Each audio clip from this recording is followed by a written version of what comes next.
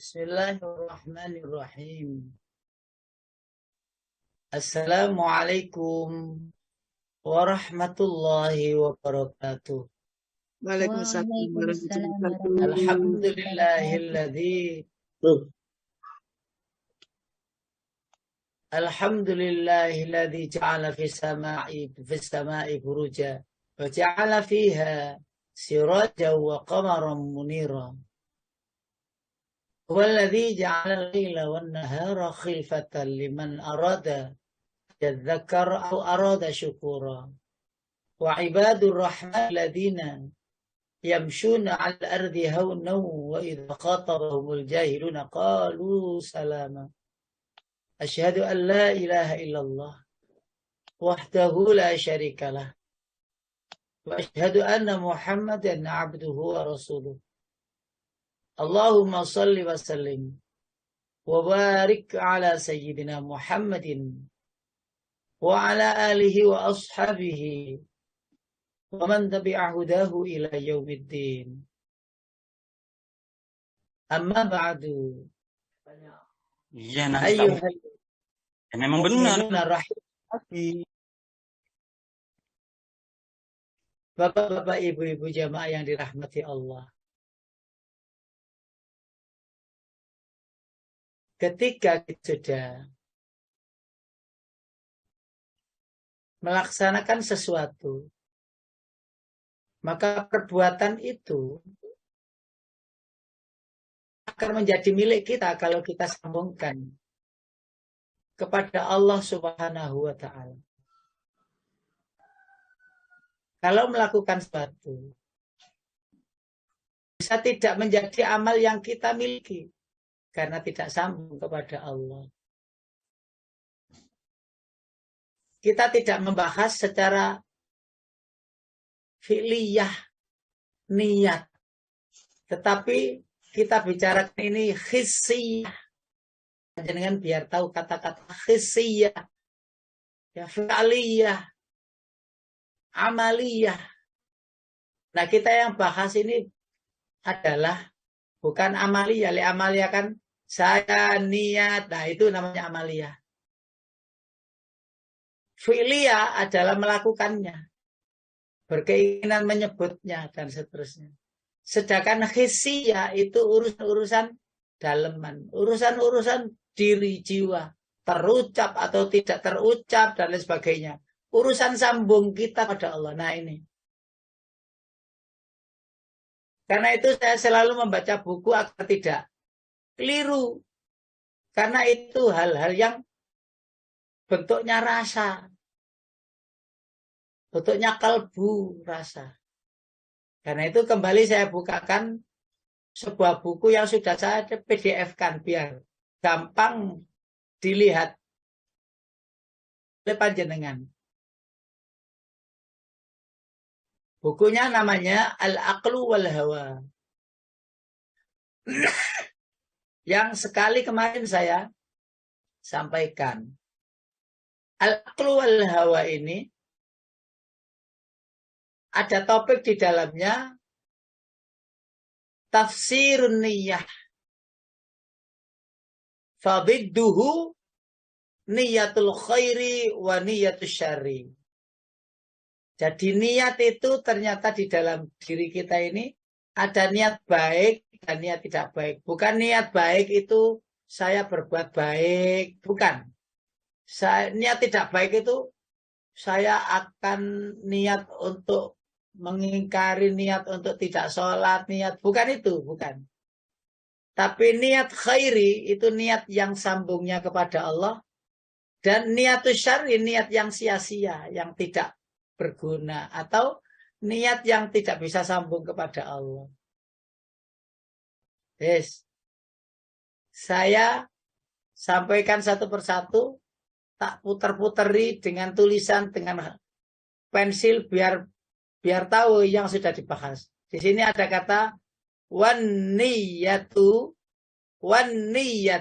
Ini sekaligus belajar bahasa Arab ya. Bagi yang sudah belajar bahasa Arab berarti eling-eling, ingat-ingat, sudah ada basic, Oh iya lah ngono. Lek belum ada basic, penjelasan ini sebenarnya penjelasan paling mendasar. Kan tidak ada pengajian di sini yang bahas bahasa Arab. Karena panjenengan paling bilang, waduh wange, waduh wis kutungen tambah sumpek aku nek dina minggu gak melok wae aku tambah ngelu umpamane ngono. Waduh, lah panjenengan Bapak Ibu ya ini rahasia di balik rahasia. Ilmu bahasa Arab semakin banyak tidak diminati. Saya ulangi, ilmu bahasa Arab itu semakin tidak. Jangankan yang mengerti manfaatnya, ya, yang tidak mengerti manfaatnya, yang ngerti manfaatnya itu juga tidak mau. SD, SMP, SMA, negeri kita ini negeri yang mayoritas loh ya, Islamnya. Tapi tidak ada upaya demi upaya umat untuk bagaimana mempelajari bahasa Arab, sedangkan Al-Quran berbahasa Arab. Ya Allah, kalau umpamanya ada ustadz, kok gak iso bahasa Arab? Maka dia harus banyak membaca literatur yang, apa ya namanya itu? Yang rojih. Yang rojih itu yang kuat. Karena tidak bisa menelaah sendiri. Sehingga harus membaca literatur tafsir ini, buku ini, fikih ini, harus banyak membaca. Lah yang itu yang namanya disebut ittiba, ya. Nah, ada yang mengerti bahasa Arab basic ya walaupun ya. Akhirnya tidak keliru dalam membaca harokatnya. Panjenengan gini ini membaca wan niyatu. Kalau dibaca wan niyatu di sini, ya, wan niyatu dibaca u, maka artinya niat adalah ngono Pak Bu. Kalau dibaca wan niyati di bawah begini seretnya, harokatnya, maka artinya jadi lain. Demi niat gitu. Jadi berbeda arti jika harokat berubah akhirannya itu. Disinilah seseorang yang tahu basic bahasa itu membaca Al-Quran itu lebih apa? Lebih apa ya? Menghindari kesalahan fatal. Yang tanpa klotok. Iya. Iya. Nah, baik. Sekarang kita bahas berikutnya. Waniyatu. Jadi ini dibaca duma. Waniyatu. Itu. Kelihatan tulisan saya, nggih? Kelihatan Ustaz, kelihatan. Jelas. Waniyatu minan nawi. Niat itu dari kata minan nawa, maksudnya begitu, nawi. Nawa begitu. Menyengaja. Nah itu berkenaan dengan takunu bi'arba'ati asyain.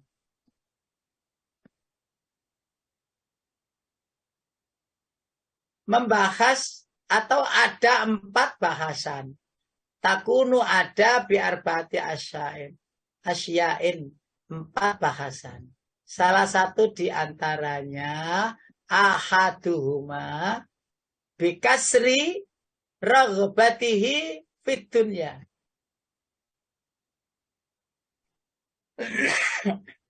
Bikasri meletakkan, ya,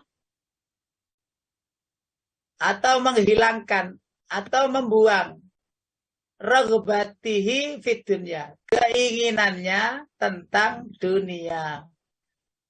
Nah, ini saja satu syarat ini saja. Itu sudah penjelasannya banyak. Kasri raghbatihi fid dunya. Kenapa kok ini dibaca ri, Bapak Ibu? Saya jelaskan ya.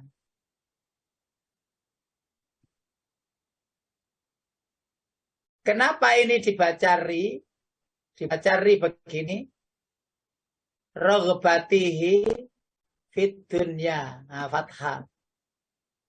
Kenapa kok dibaca bikasri itu? Karena ada huruf ba-nya ini. Huruf ba ini huruf sakti. Walaupun dia sendiri bisa merubah keadaan lingkungannya. Walaupun dia sendirian di sini.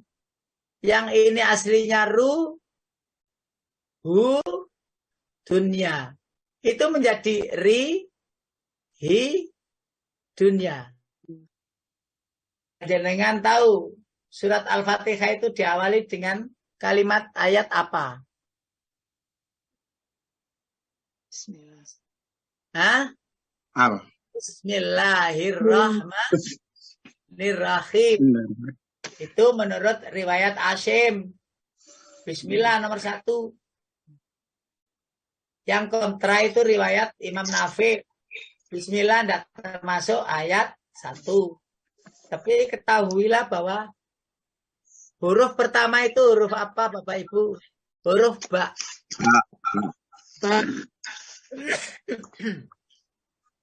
Huruf ba yang sendirian itu bahkan bisa merubah kata ismi. Sehingga bismi. Merubah kata ar-Rahmanu jadi merubah kata Allahu jadi Allahi. Akhirnya bismillahi. Merubah kata ar-Rahmanu menjadi ar-Rahmani. Merubah kata ar-Rahimu jadi ar-Rahimi. Sehingga bismillahi ar-Rahmani ar-Rahimi. Nah, wis. Sampai di sini nyambung apa tidak? Nyambung. Alhamdulillahirabbil alamin. Alhamdulillah. Iya. Tak jawab dhewe ae khusnudzon. Hahaha.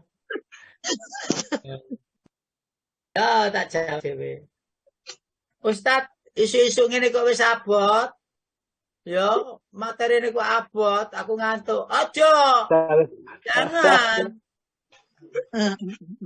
Jenengan tidak dapat dimanapun kecuali di Asyifa ini.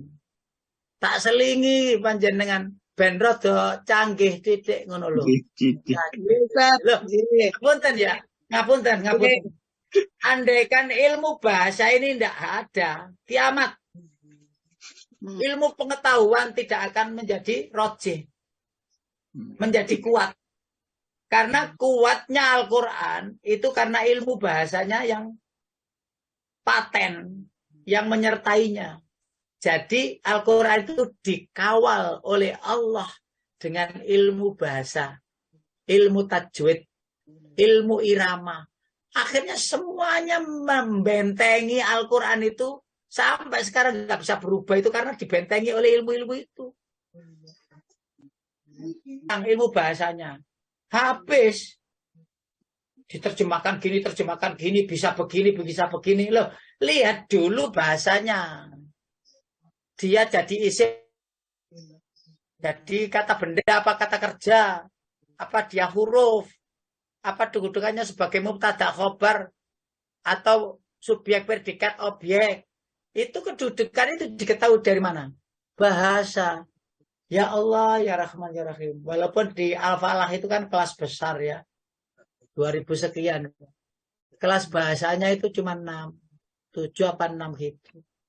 Dikit dari sekitar 240-an kelas. Kelas bahasa. Ya sepuh-sepuh kayak Bu Westri gitu. Bu Sri Westri. Ngono iku yo gak paham, ngono iku yo mlebu. Ya. Paham. Wes pokoke mlebu Ustaz. Ngono iku yo rada iso-iso bedek-bedek, kadang-kadang gak bedek meneng ayo berarti wis kelenger, wis wabot tenan materi. Walillahilhamd. Tapi ketahuilah, siapa-siapa yang belajar bahasa Arab berarti menghalangi Allah akan mengangkat ilmu itu dari bumi ke langit. Saya ulangi lagi. Siapa-siapa yang mempelajari bahasa Arab di pesantren, di mana gitu ya. Berarti dia termasuk menghalangi ilmu itu akan dilenyapkan oleh Allah dari muka bumi. Itu. Jadi kita semua orang yang belajar bahasa Arab pelaku-pelaku penghalang adanya ilmu itu hilang. Yo, saya kalau menjelaskan bahasa Arab bikin kok tambah materi ini gak ketemu. Ayo, baik. Niat itu yang pertama ini adalah menghilangkan. Ya. Di sini ada raghbah. Raghbah itu kalau mencintai, kecintaan maksudnya. Raghbah menghilangkan kecintaan terhadap dunia. Kalau roghibah itu, setelah roghibah itu di sini itu ada an. Tulisannya begini. Ada an. Begini. Panjenengan tahu tak? Faman raghiba an sunnati falaysa minni. Barang siapa yang benci dengan sunnahku, kata Rasul, maka dia tidak termasuk golonganku. Lah di sini raghibatihi fi. Raghibatihi fi berarti cinta. Gitu. Maka artinya adalah menghilangkan rasa cinta, keinginan memiliki perkara dunia. Wes umpamanya gini. Saya tak mendirikan pesantren nanti bisa mendapatkan banyak santri. Nanti bisa mendapatkan banyak pengaruh, banyak kemasyhuran, dikenal sana-sana, umumnya gitu ya. Nggak tahu itu sengaja diucapkan atau tidak. Agar banyak pengikut, wah gitu ya. Semua yang berbau dunia itu dihilangkan jika ingin niatnya itu sampai kepada Allah. Panjenengan wudhu. Niat wudhu untuk menghilangkan hadas kecil. Dan niat wudhu untuk absah-sahnya sholat. Sahnya sholat ditentukan oleh wudhu. Lah panjenengan tak wudhu agar sholat saya sah. Terus nanti sholat saya diterima oleh Allah. Nah, terasa itu memang benar. Tetapi ada yang paling benar. Apa? Tak wudhu karena ini adalah kewajiban sebagai rukun daripada sebagai apa? Syarat sahnya sholat. Saya tak sholat karena ini berbeda lagi. Mau dikasih pahala atau tidak, gak penting. Mau dilancarkan rezekinya, masalahnya diselesaikan, gak penting lagi. Kita bahas bagaimana iman yang ibtidah, iman yang mustawa, dan iman yang aliyah. Yang dasar, yang tengah, dan yang aliyah. Yang tingkatan tinggi. Karena itu tahapan-tahapan itu harus diketahui. Harus diketahui. Kalau kita mau niat apapun, lalu niat itu disandingkan dengan keduniawian, maka sebenarnya niatan itu remeh-temeh. Ya, sekedar dunia. Saya tak duha, semoga rezeki tambah lancar, iki kate dodolan, mau jualan, mau ini, mau itu, mau ada anak ini dan lain sebagainya. Nah, itu keduniawian. Bagi orang yang mengerti bahwa akhirat itu jauh, khairul laka minal ula, maka dunia itu tidak ada apa-apanya. Susah kok dunia, kecil. Yang susah besar itu ketika di akhirat. Bapak Ibu nyambung apa ini? Ojo-ojo aku ngomong dewe iki karo bodohe. Nyambung Ustaz, insya Allah. Nyambung Ustaz, masih nunggu Ustaz. Masih mendengarkan Pak Ustaz. Nyambung Ustaz.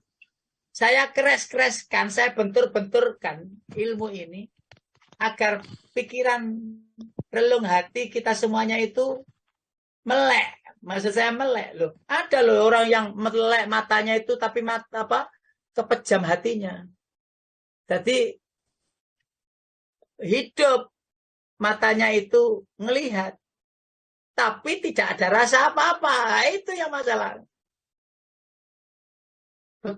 Betul. Materi hati ini, bahkan kan dibahas kerlingan hati itu.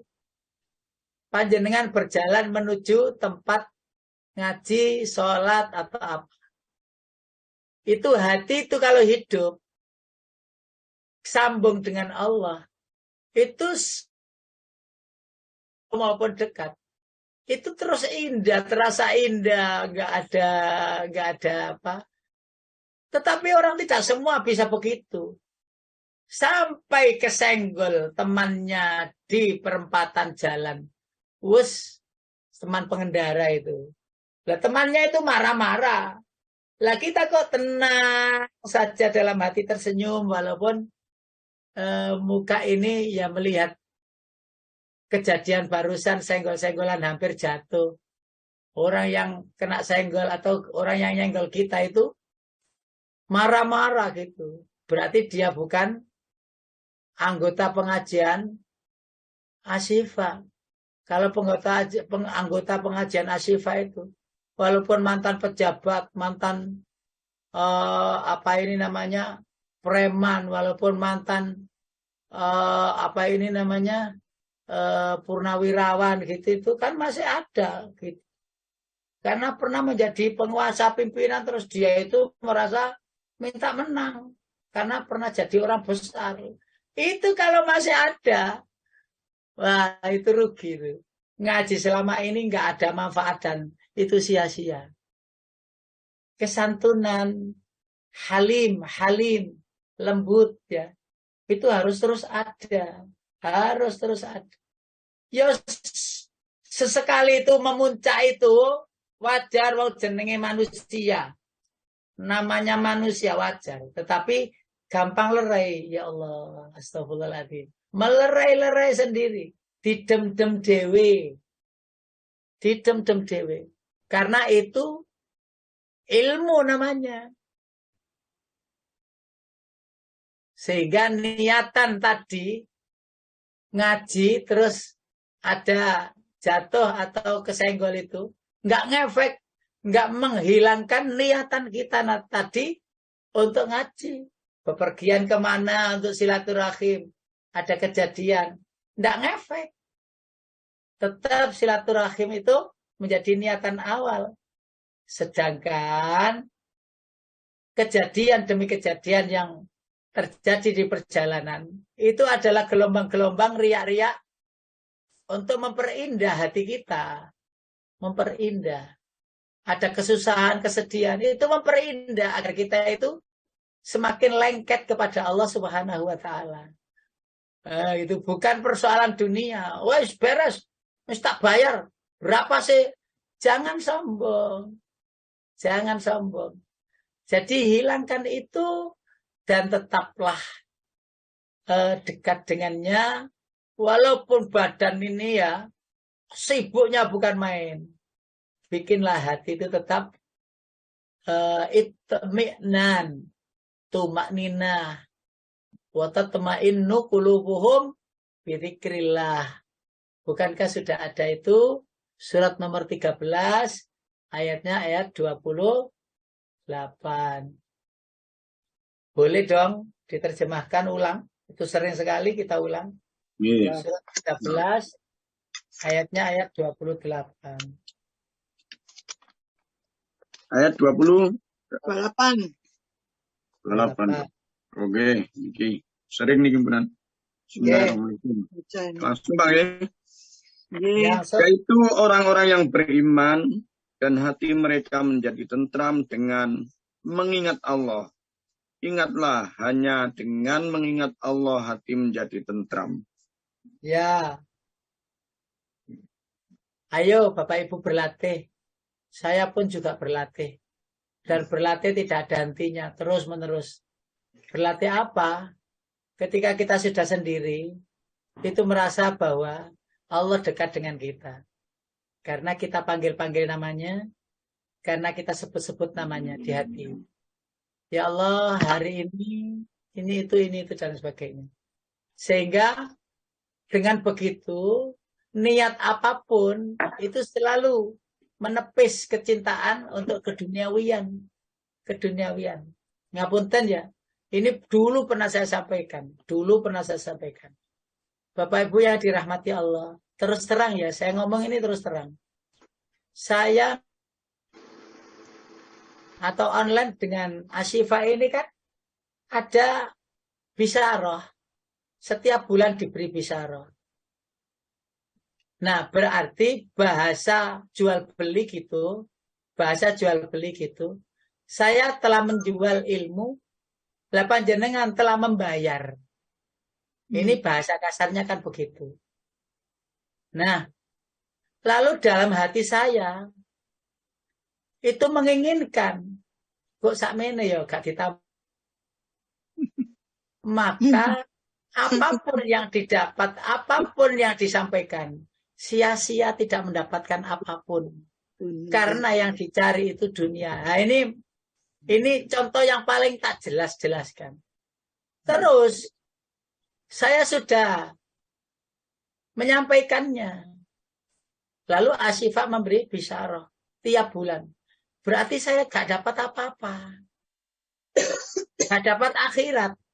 Gak dapat akhirat. Sudah ditempuh. Gak dapat akhirat. Jadi setiap perjalanan kemana saja untuk dakwah, lalu ada sesuatunya. Itu bisa jadi akhirat tidak dapat apa-apa. Loh bagaimana agar seorang ustadz, kiai, ulama, atau siapa saja penghulu ngaji-ngaji seperti ini agar mendapatkan sesuatu di sisi Allah, maka yang pertama harus dihilangkan rasa itu. Bisa ndak bisa harus dihilangkan. Oh, kaiso taat itu manusiawi. Ya sudah. Duniamu didapatkan, akhiratmu tidak dapat apa-apa. Kalau tidak bisa menghilangkan rasa itu. Bisa Ustaz kadang-kadang, tapi kadang-kadang gak iso. Harus bisa. Berarti sing gak iso itu gak masuk. Gak masuk wilayah akhirat. Tapi masuk wilayah dunia. Itu yang pertama. Raghabatin fi dunia, menghilangkan kecintaan kepada dunia. Ini masih bahasan yang pertama, belum yang ketiga. Dua apa? Tambahkanlah lillahnya. Tambahkanlah karena Allahnya. Agar sampai, ya Allah, betapa sulit hati ini. Gitu bilangnya. Kalau cara saya ya. Ya Allah, betapa sulit hati ini. Untuk menghilangkan kebergantungan terhadap recehan dunia. Sehingga ya Allah maafkan kebergantunganku kepada yang lain selainmu. Begitu. Kalau seandainya tahu hal-hal seperti ini dan yang lebih dalam lagi. Takut Pak. Panjenengan baca kitabnya Imam Syafi'i. Apa boleh menerima itu? Tidak boleh. Saya nerima gini loh. Tidak boleh. Menerima sesuatu dari Asyifa itu dalam kitabnya Imam Syafi'i tidak boleh. Tetapi bagi pimpinan sebuah lembaga harus mengkondisikan diri agar dia bertanggung jawab tentang kemaslahatan atau kesejahteraan seorang guru, ustadz, ulama. Jangan sampai ulama memikirkannya dan umat itu diam saja. Ngapunten, ulamanya kelaparan, umatnya diam saja. Lah di sini. Sehingga ulama tidak sempat kepikiran, aku maamnya dan lain sebagainya. Tidak sempat gitu. Karena memang diasupi. Sehingga umpamanya saya, jadi sekarang ini dari pimpinan LKF, saya jadi pimpinan LKF. Kok sampai ustadz-ustadz yang ada di asuhan atau ada di kelompok saya, yang ada di pengajar ya, bahasanya itu apa, partner ya. Kok tak teropeni? Gitu itu saya. Dimintai oleh Allah pertanggungjawaban di akhirat. Tak teropeni ustadz-ustadz itu yang langsung bersinggungan dengan umat. Maka bagaimana seorang pimpinan itu energik mengelola diri dan keuangan. Jangan sampai ustadz itu meminta. Sebelum meminta itu sudah diberi. Lalu bagaimana caranya? Telisik ustadz-ustadz itu. Mana yang bisaronya sekian-sekian. Iki anak elimo kok bisaronya sakmene. Gak nutut ini. Wong suaminya atau bapaknya, ayahnya itu kerja atau ngajar di sini. Maka harus bagaimana caranya agar cukup. Oh, ditambahi kelasnya ya. Oh, ini itu dikelola dengan baik. Sehingga teropeni. Lah, itu tugasnya. Sehingga ustadz, ulama, kiai, dai-dai yang ada di ujung-ujung gunung, di puncak-puncak itu yang tak teropeni. Itu semuanya harus dipikirkan oleh umat. Oleh umat yang mikirkannya itu. Bayarnya atau bisaronya 201 bulan. Ada banyak. Ada itu saya itu setiap tahun itu saya ajak orang-orang itu untuk ke pesantren-pesantren, pondok-pondok yang ustadznya itu sekitar 30, 20, 25 itu ya. Itu pesantren yang ini yang itu bisa rohnya itu menunggu sisa dari makanan atau konsumsi para santri. Karena para santri itu bayarnya sekuatnya, bahkan banyak yang tidak bayar. Ketika sudah kumpul bayaran mereka dan sumbangan dari orang kampung, itu santri, nah sisanya itu dibagi ustadz-ustadz. Coba.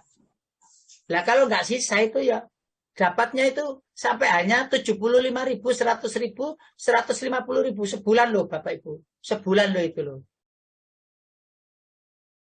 Kalau saya tidak keliling-keliling, ya tidak pernah tahu. Karena itu, mohon maaf lahir batin, kalau umpamanya kadang siaran, online gini berada di sana. Terus internetnya rotok macet-macet, ngapunten saya, mohon maaf lahir batin.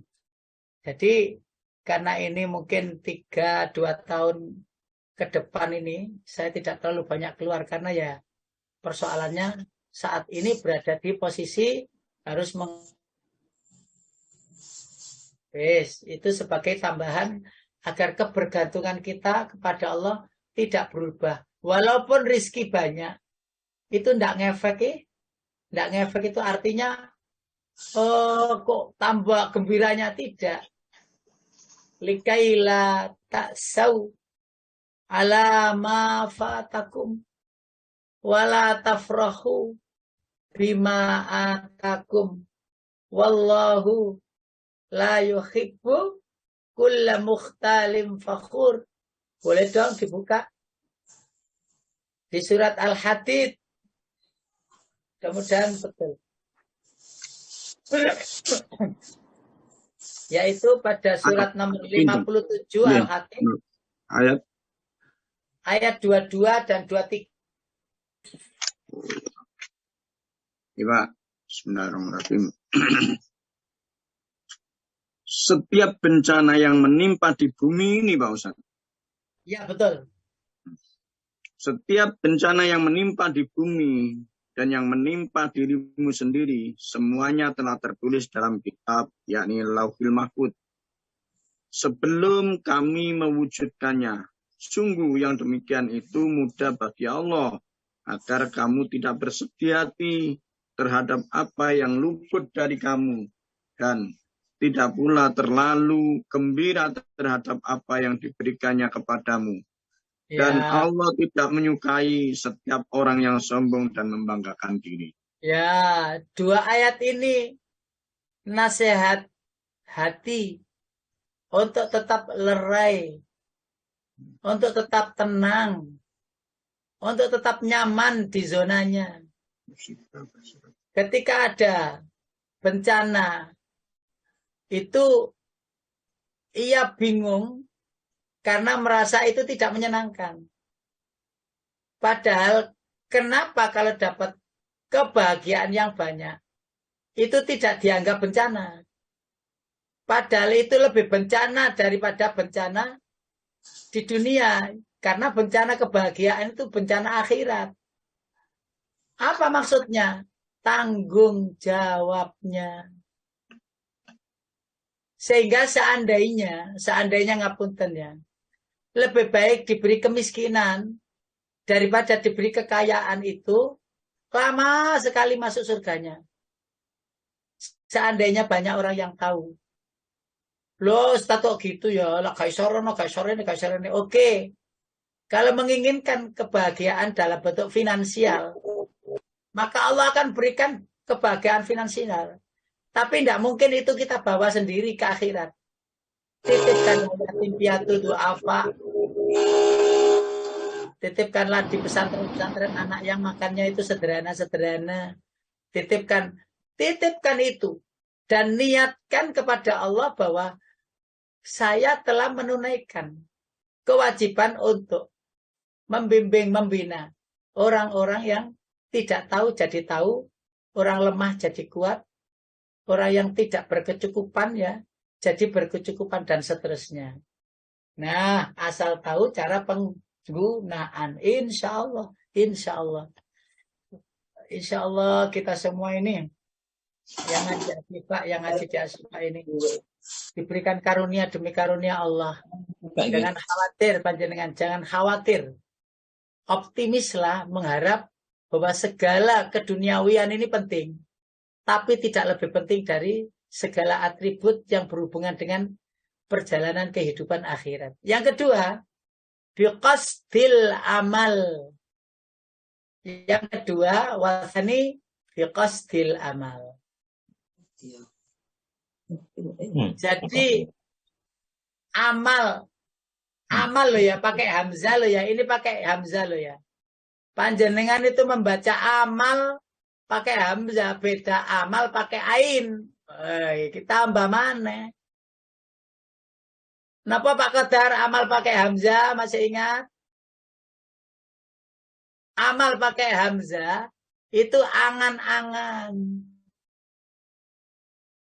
Lah, amal pakai ain itu amal perbuatan. You understand? Yes, I understand. Biqasdil amal. Jadi juga termasuk menghilangkan angan-angan. Bermaksud angan-angan. Allahu Akbar. Jadi orang itu begini.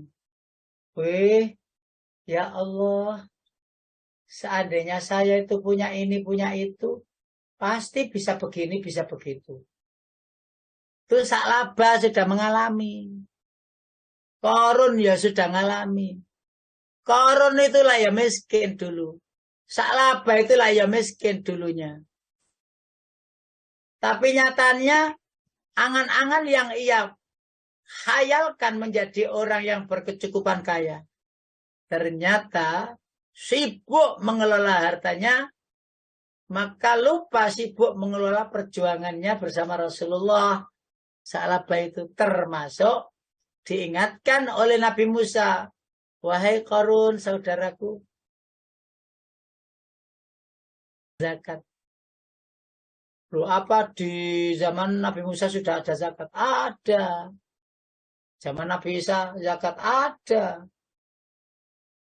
Wa awsani bis salati waz zakati ma dumtu hayya.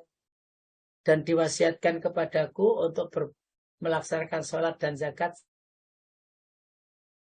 Ya. Sambung lagi. Wasalis, dan yang ketiga. Bi'ajalatihi anil hayat. bi ajalatihi anil hayat. Ajalah. Ini juga begitu. Bi ajalah. Jadi kehidupan, ada kata ajalah, ada kata ajalah. Pakai hamzah dengan pakai ain. Le ajal itu berarti ketetapan yang sampai. Waktu. Ajal. Ajal menjemput berarti ajal. Pakai hamzah begini. Tapi pakai ain. Ajalah.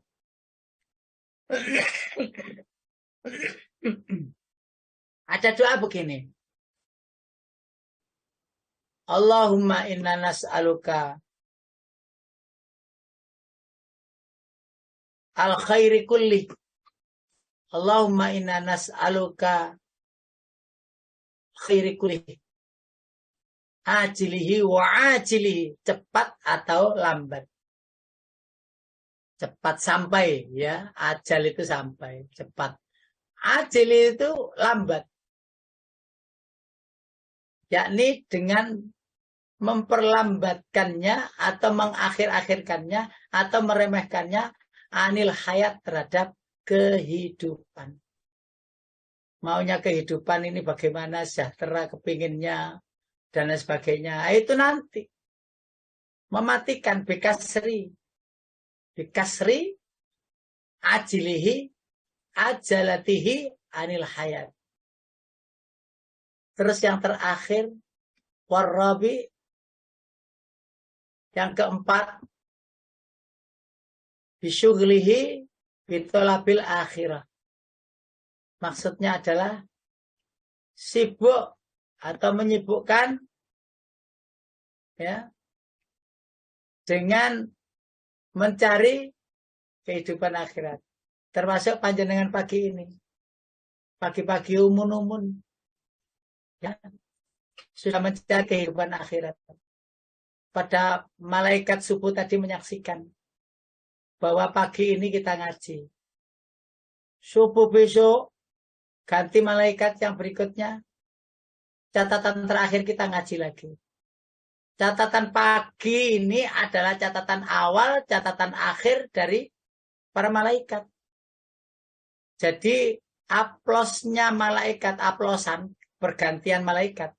Ya waktu subuh.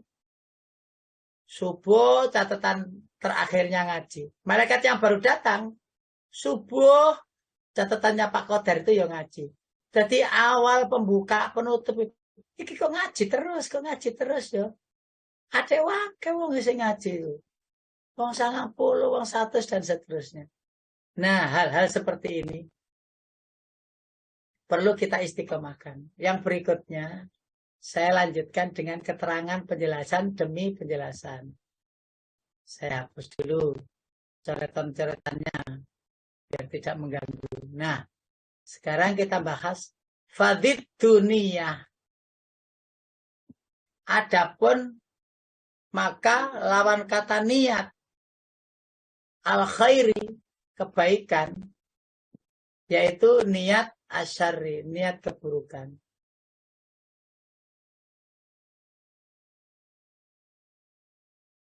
Waniyatus syari, niat buruk, itu biasanya ma'atulil amal. Disertai dengan panjangnya angan-angan. Panjangnya angan-angan tidak pernah terbukti dalam amalia. Niat itu loh. Kan ada ya orang itu niat. Kan ada itu. Yes, tak niat aku niat. Aku niat tahajud. Niat itu loh sejak dulu. Gitu loh. Saya tak niat begini. Adanya itu niat saja. Enggak ada pelaksanaannya sama sekali.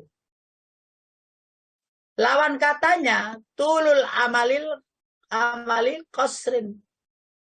Ya. Sedikit atau pendek angan-angan. Al-amal. Tulu al-amali qasrul amal. Atau qasrul amal. Pendek. Jadi Ketika sudah diangankan, langsung jadi amalia.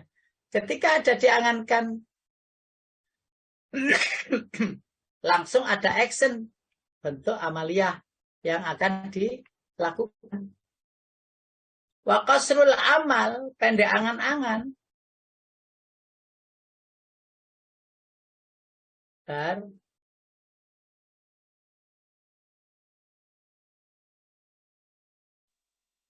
Wa qasrul amal ma'aniyatil khairi syaklin. Dan pendek amal itu tadi disertai dengan niat kebaikan.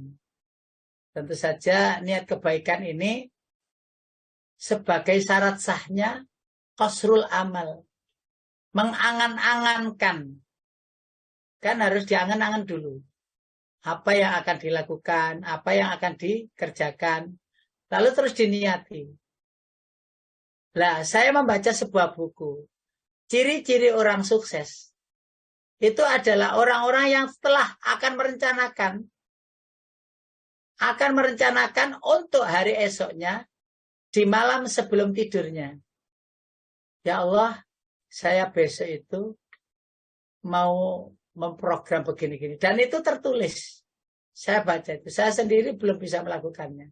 Hanya menghayalkannya, membayangkannya untuk esok gitu aja. Tapi perlu ditulis. Besok pagi ngaji, asyifa. Besok setelah itu terus sarapan pagi. Terus ke tempat ini.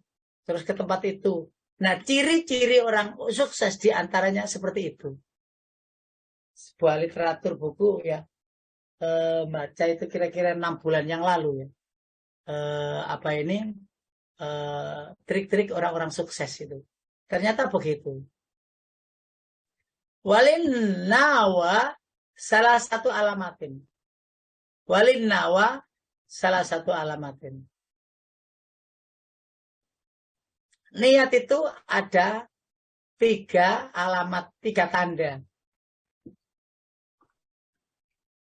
Yang pertama, maksumun biha minal khotoya li'anna niyatihi ila ghairihi. Terjaga dari kesalahan. Ini tanda-tanda niat. Maksumun biha minal khotoya.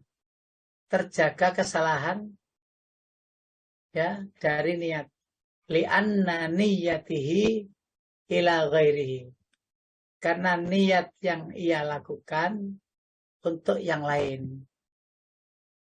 Wasani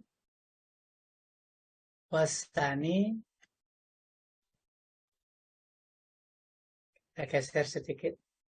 Allahu Akbar.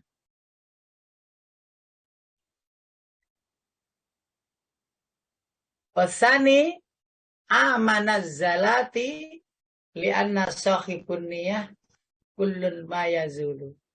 Tidak sampai tergelincir niatan itu ya.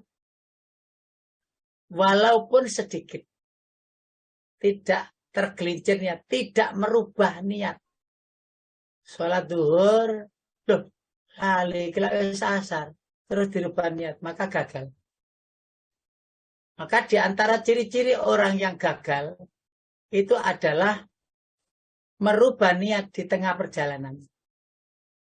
Kan niat itu kan ada 5 perkara yang dapat membuat orang gagal. Yang pertama, salah memilih teman pergaulan. Yang kedua, merubah niat di tengah jalan. Yang ketiga, banyak makan. Yang keempat, banyak tidur. Jadi, hal-hal yang bisa merusak atau menggagalkan. Itu diantaranya adalah itu tadi. Merubah niat di dalam perjalanan ibadah. Jadi kalau sudah niat ke Wonokromo, ya sudah pergi aja ke Wonokromo. Kasih toh, ayo nak ke Putran. Ya yang dicari tidak ada. Mau sudah merencanakan ketemu di Wonokromo itu begini, begitu dan sebagainya. Ya jangan mudah seperti itu. Ketiga, yatruku kullu amalin fiha minal khairi li'anna niyatun la tahulu ala khairil amal. Ala khairil amal.